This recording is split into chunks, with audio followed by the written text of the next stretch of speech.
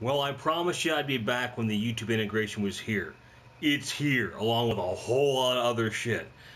Update 2.0 is live, which most of you know by now if you follow me on Twitter or Facebook or any fucking buddy else, because it's out there like hotcakes. First of all, USB music support is there. I can confirm that it goes several folders deep, meaning that if you have the USB stick formatted at FAT32 and in the root there's a folder as music in all capital letters, anything inside that folder it designates as music, no matter how many folders deep it is into that file tree. Haven't had any problems. An example, I have a Vince DiCola folder that then has inside of it regular music, movies, and so forth. And then in those are albums, sometimes project names. So it's like 4 or 5 folders deep to get in there. Works beautifully. The quality of the sound is going to depend upon the quality of the file. There's no compression. There's no EQ. I have a feeling that will eventually change. But for right now, Sony was very clear they wanted to implement music support as quickly as they possibly could in a functional way. I've seen several posts with different interviews from the same developer in Japan from Sony saying copying the files to your hard drive is an option that's coming. They have to integrate the codecs into different ways.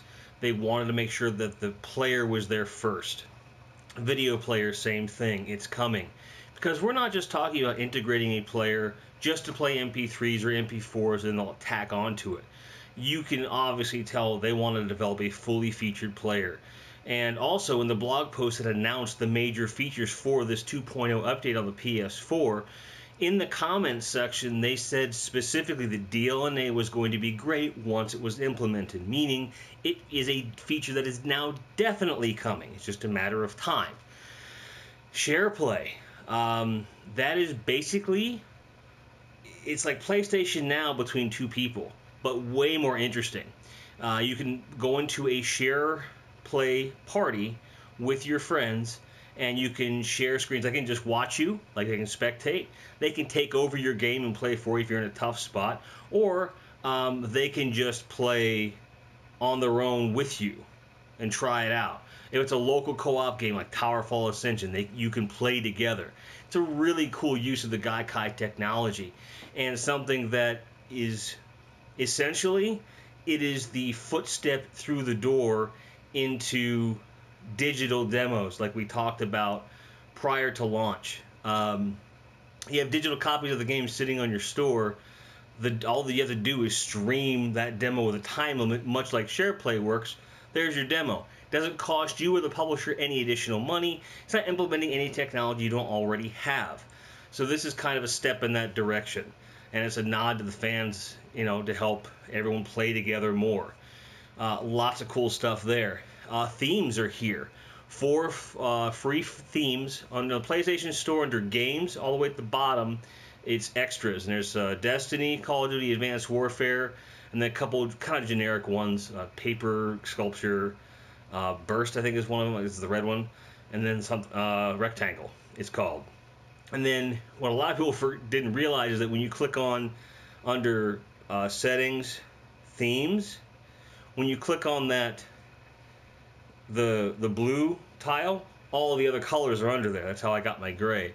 And it works great, The library can now be sorted, and now the main screen has 15 tiles instead of, 30 fucking tiles. It works really well. I'm probably missing some stuff here. YouTube obviously is now integrated into the Share app. As soon as I got the update in my hands, the first thing I did was took all 4 of the Destiny shenanigans videos I've been hoarding for the last month and immediately uploaded them to YouTube.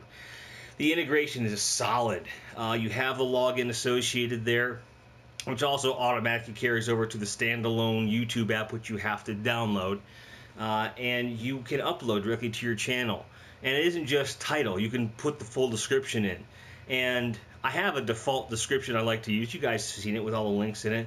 I just use my smartphone to paste in the text. It makes it very easy.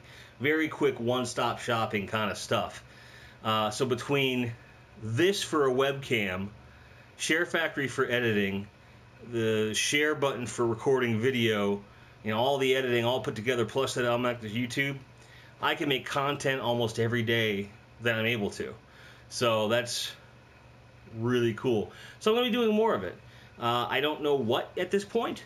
A Destiny review is in the works. Since they changed the microphone support, I'm starting from scratch because the microphone support is said to be much better. So I'm going to kind of redo my commentary at that point, just to give you guys the best possible viewpoint on it. To give you some insight, I do have over 180 hours into the game, and I really haven't played anything else, despite procuring some other games along the way. I just haven't touched them. With that being said, like, this update kind of, for me, this is where the PS4 honestly should have been at launch. But I understand that the software wasn't ready yet. Other things hadn't been tested yet. Sony kind of inched us through this year, if for no other reason than just to make sure shit was going to work. And yeah, there's been some hiccups along the way, but you got to look at the sheer hard numbers here.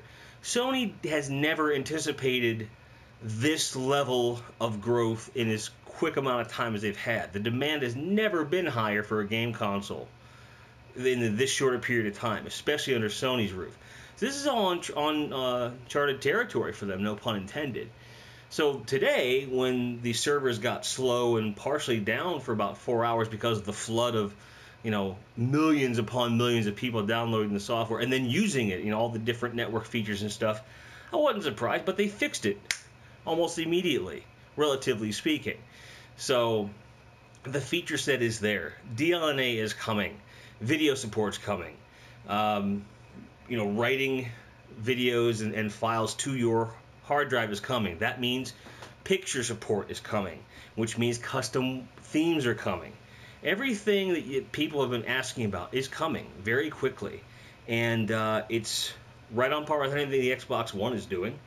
And so my thought process is that with the DLNA and the additional, basically, because this is now the framework that we expected the PS4 to have, with some additional stuff that's really, really cool. So like suspend resume, a couple other features, nothing huge, but these are the big boys. These are the big guns that we really needed to have with the native music support and everything else. Now it's a matter of just sweetening the pot, tightening the screws and so forth. And I think we're going to see a lot of that between now and the holiday, because now they've got 2.5 months to really kind of, batten down the hatches and, dot the I's, cross the T's of that update that's bound to come right around Christmas or right at New Year's. And they're going to announce those changes sometime right around Thanksgiving, I guess, so that they get that much more of a holiday rush. And that would be the closest thing to an answer we're going to see from Sony for the price drop that we're seeing on the Xbox One. Xbox One has this temporary price drop for the holiday because they're desperate to sell the console. That's all there is to it. And I'll ask you the same question I've always asked in the past. What games are really compelling you to buy this thing? And don't tell me Sunset Overdrive. It is nothing more than Dead Rising or any other fucking zombie game with a punk skateboarder in there. I don't see anything really compelling. It looks fun. But as a console seller, I don't see it. I just don't. If I'm missing something, tell me. Everything else I'm seeing that looks any good to play, in my opinion, is on the PS4, and I'm happy to have it. If that changes on the Xbox One, I will eventually get one. After Rise of the Tomb Raider comes out, multi-platform. I didn't forget. So, how do you guys like the new update for 2.0 for PS4? The companion for Vita, and a support for up to 4 remote players. Also on PlayStation TV, so up to 4 people can remote into a PS4 at the same time. That is huge. Meaning, none of you have to be anywhere near the fucking thing and you can play it together. Amazing. What do you guys think? Are you excited? Are there features that, now that we've got the framework of all the features that we were promised, now the sky's kind of the limit. Like, what can we do? Do you have any crazy ideas? The only thing I'm really looking for here is pan and zoom on this bad boy here in streaming and when recording, so I can move it around just utilizing the in-camera zoom feature that's there. Broadcasting features also are very, very robust now and updated, and even more is promised to come. But that's my wish list. You know, pan and zoom for the camera, which I think is completely possible. When I did mention it in the blog, they directly responded, particularly when it comes to the Playroom broadcast. They saw me. Thank you guys so much. If you're watching, make it so I can use the broadcast options when I'm not broadcasting, because I record videos here, you know, and that becomes my show. So just a thought, guys. What features do you want to see? What features do you like? What features do you not like? Tell me below. Thanks for watching. Thanks for subscribing. Thanks for waiting. But we're back in full force. Keep on grinding. Cheers.